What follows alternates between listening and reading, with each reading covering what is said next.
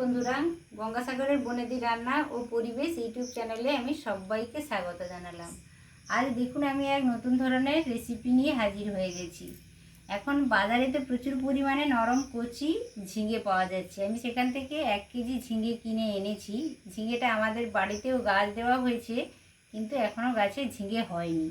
ওই জন্য বাজার থেকে কিনে নিয়ে এসে আমি এই রেসিপিটা আজকে শুরু করলাম। তো আপনারা দেখতে থাকুন, আমার সাথেই থাকুন শেষ অবধি। আজ আমি এই ঝিঙেটা হালকা খোসা রেখে কেটে নিয়েছি। আর এই দেখুন, ঝিঙেটা এমনই কেটেছি, মাঝখান দিয়ে কেটে নিয়েছি, কিন্তু শেষের দিকে অনেকটাই লেগে আছে। পুরোটা আমি কেটে ফেলিনি। এইভাবে ঝিঙেগুলো কেটে নিতে হবে। তো ঝিঙেটা আমি দেখিয়ে দিলাম। এই তরকারিটা করার জন্য আমি বেশি কিছু মশলা ব্যবহার করব না, একেবারে হালকা মশলাতেই তরকারিটা করব। এই দেখুন, এই চা চামচের 1 চামচ, আমি 1 চামচের একটু বেশি আমি নিয়েছি, পোস্ত নিয়েছি। আর 10-12টা মতো কাজু নিয়েছি, কাজু বাদাম নিয়েছি। আপনাদের কাছে কাজু বাদাম না থাকলেও আপনারা চাল মগজও ব্যবহার করতে পারেন, কোনো অসুবিধে নেই, টেস্টের কোনো হেরফের হবে না। আর এই দেখুন, আমি হাফ বাটি দুধ নিয়েছি। আমাদের বাড়িতে গরু রয়েছে, গরুর দুধই নিয়েছি। আপনারা চাইলে প্যাকেট দুধ বাজারে যেটা কিনতে পাওয়া যায় ওটাও নিতে পারেন, কিংবা গুঁড়ো দুধকে একটু হালকা গরম জলে গুলেও নিতে পারেন। আর এই দেখুন, কয়েকটা কাঁচা লঙ্কা নিয়েছি আর 2টো তেজপাতা নিয়েছি। গ্রাইন্ডারের ছোট জারটা নিয়েছি। এই পোস্তটা এই জারের মধ্যে নিয়ে নিলাম। আর এই কাজুটাও 10-12টা দানা আমি কাজু নিয়েছি, কাজুটাও এর মধ্যে নিয়ে নিলাম। শুকনো অবস্থায় আমি এইটা একবার ঘুরিয়ে নেব, তারপর আমি একটু জল দিয়ে ঘুরিয়ে নেব। বন্ধুরা, এখানে একটা কথা বলে রাখি, আপনারা অবশ্য কাজু বা পোস্ত বা চালমগজ সবসময় শুকনো অবস্থায় একবার মিক্সির জারে ঘুরিয়ে নেবেন। তারপর দুধ দিয়ে করতে পারেন, নাহলে জল দিয়ে করতে পারেন, যার যেটা সুবিধা সেটা করে নেবেন। প্রথমত শুকনো অবস্থায় ঘুরিয়ে নেবেন। আর আমি প্রথমত শুকনো অবস্থায় একবার ঘুরিয়ে নেব, তারপর অল্প জল দিয়ে 1 চিমটে লবণ দিয়ে 1 চিমটে হলুদ দিয়ে আর 3টা কাঁচা লঙ্কা দিয়ে ঘুরিয়ে নেব। তো এখন আমি শুকনো অবস্থায় একবার ঘুরিয়ে নিচ্ছি। উনানে একটা কড়াই বসিয়েছি, জালও লাগিয়ে দিয়েছি, তেলটা গরম হচ্ছে। এই দেখুন বন্ধুরা, আমি পোস্ত আর কাজু আর কাঁচা লঙ্কা 1 চিমটে লবণ আর 1 চিমটে হলুদ দিয়ে একটা স্মুথ পেস্ট বানিয়ে এনেছি। এইভাবে করে নিতে হবে পেস্টটা। শুকনো অবস্থায় একবার ঘুরিয়ে নিয়েছিলাম, তারপর অল্প জল দিয়ে আমি ভালো করে পেস্টটা বানিয়ে এনেছি। এতে আমি 2 চা চামচ তেল দিয়েছিলাম। তেলটা বেশ ভালোভাবে গরম হয়ে গেছে। এই পর্যায়ে আমি কেটে রাখা ঝিঙাগুলো তুলে দিলাম। ভালো করে নেড়ে চেড়ে 3-4 মিনিট মতো আমি এই ঝিঙেগুলোকে ভেজে নেব। বন্ধুরা, আমি তো ঝিঙেকে গোটাই রেখেছি, হালকা ঝিঙে আছে, আপনারা আপনাদের পছন্দ মতন কেটে নেবেন। এটা আধা আধি করেও কেটে নিতে পারেন। এখন আমি লবণ হলুদ কিছুই ব্যবহার করব না। লবণ এখন দিলে জলটা বেরিয়ে যাবে ঝিঙা, তাহলে ঝিঙাটা ভালোভাবে ভাজা যাবে না। লবণটা একটু পরেই দেব। এখন হালকা লালচে করে আমি উল্টে পাল্টে 3-4 মিনিট ধরে ঝিঙেটাকে ভেজে নেব। ঝিঙেটা বেশ ভাজা ভাজা হয়ে গেছে। এই দেখুন, ভাজা ভাজা একটা দারুণ সুন্দর গন্ধও চলে আসছে। এই পর্যায়ে আমি ঝিঙেটাকে নামিয়ে রাখবো। যে কোনো নিরামিষ দিনে আপনারা এই ঝিঙের এই রেসিপিটা অবশ্য ট্রাই করে দেখতে পারেন, বেশ ভালো লাগে খেতে।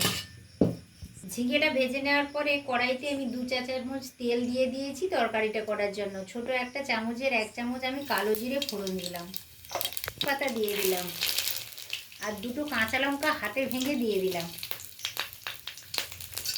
তেজপাতা, কাঁচা লঙ্কা আর কালো জিরে ফোড়ন দিয়ে ভালো করে নেড়ে নিলাম। একটা ভালো গন্ধ চলে আসছে। এই পর্যায়ে আমি আধা চামচ আদা বাটা দিয়ে দিলাম। আদা বাটাটা ভালো করে মিশিয়ে নেড়ে ফোড়নের সাথে। এই পর্যায়ে আমি ঝিঙেগুলো তুলে দিলাম।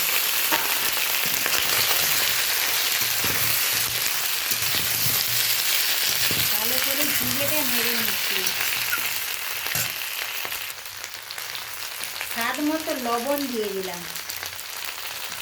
লবণটা ভালো করে মিশিয়ে নিচ্ছি। এই তরকারিতে আমি হলুদ বা বা কোনো গুঁড়ো লঙ্কা ব্যবহার করব না। আপনারা চাইলে অল্প হলুদ বা গুঁড়ো লঙ্কাও ব্যবহার করতে পারেন। এটা সাদা গ্রেভিযুক্ত তরকারি বানাবো, আপনারাও এইভাবে ট্রাই করে দেখতে পারেন।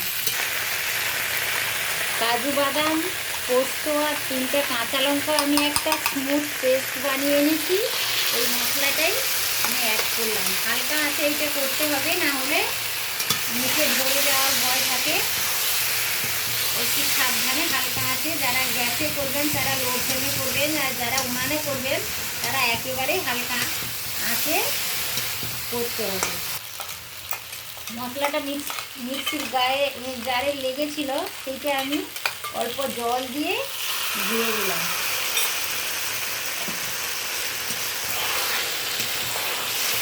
ভালো করে আরও 3-4 মিনিট কষিয়ে নেব।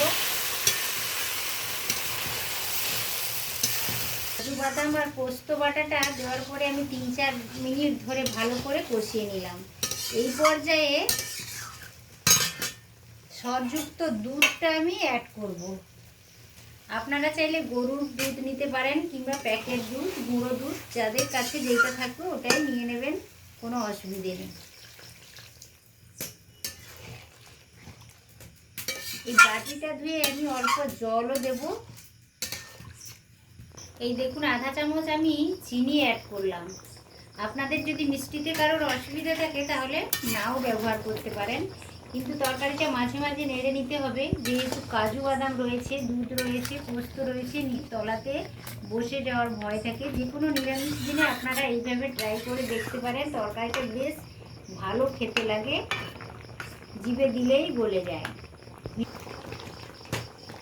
ঝিঙের এই রেসিপিটা আপনারা একবার হলেও এই সিজনে ট্রাই করুন। যে কোনো নিরামিষ দিনে খেতে তো বেশ ভালো লাগে। আর কেমন হয়েছে আমাকে কমেন্ট করে জানাতে কিন্তু ভুলবেন না। তরকারিটা প্রায় কমপ্লিটের পথে, আরও 2 মিনিট ফুটিয়ে নামিয়ে নেব। আধা চামচ আমি ঘি দিয়ে দিলাম। যে কোনো নিরামিষ তরকারিতে ঘি দিলে বেশ ভালো লাগে, ঘিয়ের গন্ধটাও ভালো লাগে আর একটু খেতেও ভালো লাগে। ঘিটা দেওয়ার পরে হালকা হাতে একবার আমি নেড়ে নিলাম। প্রায় কমপ্লিট হয়ে গেছে, আমি এবার নামিয়ে নেব। তার আগে আমি 3টা কাঁচা লঙ্কা দিয়ে দিলাম। এটা অপশনাল, আপনারা দিতে পারেন নাও পারেন।